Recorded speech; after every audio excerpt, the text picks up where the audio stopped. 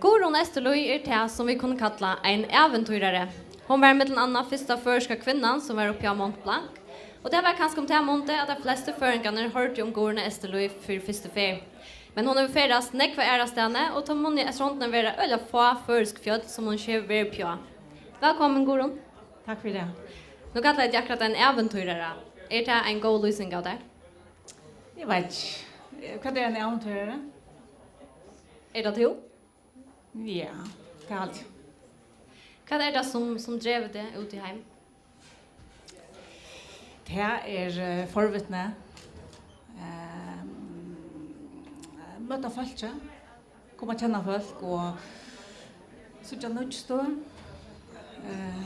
Pröva också nytt som vi inte har prövat för. Är det några särskilda upplevelser som du först efter eller är du bara öppen? Ja, jag har alltid bara öppen. Jag har alltid äventyr här, massor av äventyr här ute så lite boja. Men är det inte gott i förrjun? Jo, ordentligt gott. Särskilt havn.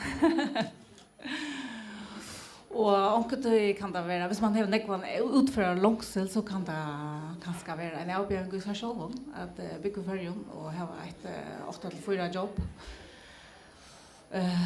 Men så kan man skittra det vid fjällaturen och för efter de tingene som är här. Det är ett möjlighet här hemma. Ja, helt säkert. Tanturen som de flesta föringarna nog sätter till samband vid det är den turen som de gör på Mont Blanc. Var det en gammal dröm att jag släppa på att ta fjället? Nej, det var det slett. Det var helt spontant att jag blev bojen vid, så säger jag ja. Och så får jag hållt vi att finna det och att jag går ut på. Så man säger ja först och Kanada att ja, det är alltid helt säkert. Det ger ordentliga nekva går upplevelser. Alltså ja och inte huxa så nekva. Du är visst inte? Nej. Jag har länge huxa om att färg så vara aktiv. Alltså som jag går ut på annat än att bara vara en strand eller i flera år faktiskt. Men det ringde locka vi folk vill det. Vi koner och gossar. Och det enda är alltid vi kompromiss. Avslappning och sol och billigt. Charterfär. Och jag har rönt att vi folk kommer vid trekking och hiking och duckaraffär och kurs.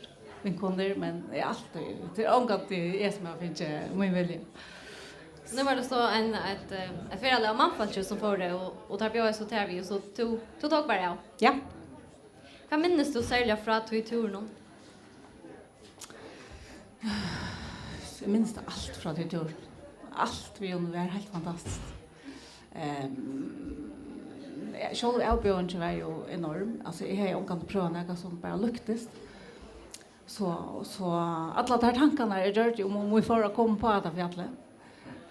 Minns det ordentligt väl. Och att vara samman vid Taimon. Vi tog så nekvar löter. Vi var samman i 50 år. Hade öliga nekvar samtal som bara handlar om fjäll och om teknik och om utgör. Och så såg han det alla de dramatiska lötnar som var det och alla de helt otroliga vackra lötnar som var det. Men onkurs väckna halt det att Tore fall på plats flera månader att jag var kommit hem.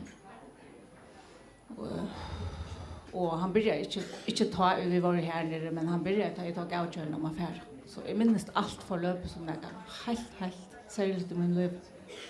Nu nämnde du att du pratade nog snägt om att det är 5 denar som det var samman. Var det från undan till i bröd för på Mont Blanc eller var det av turen? Ja, det var med vid Vanto. Vi Vanto i förra där och hade någon i Schweiz. Bo i 3000 meter hatt och så vant vi att gänga ordentligt lunch och klättra på toppar. Har du prövat något liknande för? Nej, alltså. Och är det nämnt att lära eller hur ser det ut? Nämnt att lära. Jag vet inte. Den största avbörningen är nog den mentala. Att huxa positivt och att huxa konstruktivt.